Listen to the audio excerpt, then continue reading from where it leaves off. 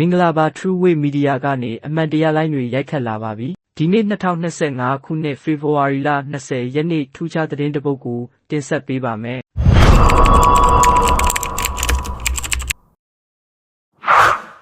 အွန်လိုင်းလိမ်လည်မှုတယ်လီကွန်ဖျက်ရောက်နှင့်ဒုစရိုက်မှုလုပ်ငန်းများမှာဆက်ဆက်ပါဝင်ခဲ့ကြတဲ့တရုတ်နိုင်ငံသားအယောက်200ကိုသက်ဆိုင်ရာတာဝန်ရှိသူတွေထံကိုထပ်မံလွှဲပြောင်းပေးအပ်တာဖြစ်ပါတယ်။မြန်မာနိုင်ငံအတွင်းကိုနယ်စပ်လမ်းကြောင်းတွေကနေတရားမဝင်ဝင်ရောက်နေထိုင်ပြီးကရင်ပြည်နယ်မြဝတီမြို့ရွှေကုက္ကိုနဲ့ KK ပတ်နယ်မြေများမှာတရားမဝင်အွန်လိုင်းလောင်းကစားမှုများအွန်လိုင်းလိမ်လည်မှုများနဲ့ဒုစရိုက်မှုများလှုပ်ဆောင်ခဲ့ကြတဲ့တရုတ်နိုင်ငံသား200ကိုလူသားချင်းစာနာထောက်ထားမှုနဲ့နိုင်ငံအချင်းချင်းချစ်ကြည်ရင်းနှီးမှုတွေကိုရှေ့ရှုပြီးယနေ့နံနက်ပိုင်းမှာထိုင်းနိုင်ငံကနေတဆင့်သက်ဆိုင်ရာနိုင်ငံကိုဥပဒေလုပ်ထုံးလုပ်နည်းများနဲ့အညီစနစ်တကျလွှဲပြောင်းပေးအပ်ခဲ့တယ်လို့သိရပါတယ်။ဒီနေ့လွှဲပြောင်းပေးအပ်ခဲ့သည့်တရုတ်နိုင်ငံသားတွေရဲ့ဖွင့်ဝန်ခံချက်များအရအများစုဟာတရုတ်နိုင်ငံမှထိုင်းနိုင်ငံဘန်ကောက်မြို့အဲဒီကမှတဆင့်မြန်မာထိုင်းနယ်စပ်မြို့ဖြစ်တဲ့မဲဆောက်မြို့ကိုကနဦးရောက်ရှိကြပြီးအွန်လိုင်းလိမ်လည်မှုလုပ်ငန်းကိုယ်စားလှယ်များကထိုင်းမြန်မာနယ်စပ်ရှိတောင်ရင်းမြစ်ကိုတရားမဝင်ဖြတ်ကျော်ခေါ်ဆောင်ပြီးတော့မြဝတီ KK ပတ်နယ်မြေမှာရှိတဲ့အွန်လိုင်းလိမ်လည်မှုများအွန်လိုင်းလောင်းကစားမှုတွေမှာပါဝင်လှုပ်ဆောင်ဖို့